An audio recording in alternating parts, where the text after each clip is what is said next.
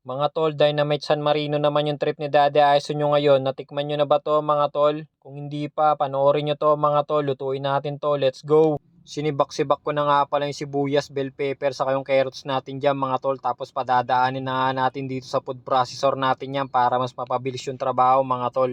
Nag-add na nga rin pala ako dyan ng malunggay mga tol para naman mas healthy tong Dynamite San Marino natin. After nga natin mag-grind ng bagaya mga tol, lagay na natin to San Marino natin tapos basag tayo ng isang itlog. Salt and pepper mga tol, naglagay nga rin pala ako dyan, tansyain nyo na lang tapos ganyan nakalalabasan niya mga tol. Medyo naparami lang yung malunggay leaves natin dyan pero all goods lang yan mga tol, mas healthy pa nga yan eh. So paano mga tol, balutin na natin yan, gawin na nating dynamite yan mga tol habang nagpapainit tayo ng mantika at after dyan mga tol, salang na natin yan dito sa mainit na mantika natin mga tol. Piprituin nga lang natin yan sa mainang apoy mga tol, ganun lang kasimple, wag nyo lang susunugin. Dito naman sa isang mangkok, lagay tayo ng ketchup. Tapos mayonnaise. Mix-mix nga lang natin yan mga tol. Meron na tayong instant sausawan sa Dynamite San Marino natin. Ganun lang kabilis mga tol. At sakto, luto na rin tong Dynamite San Marino natin mga tol. Platings na natin yan mga tol para matipusan na natin. So paano, enjoy na nga muna namin to mga tol. Maraming salamat sa panonood.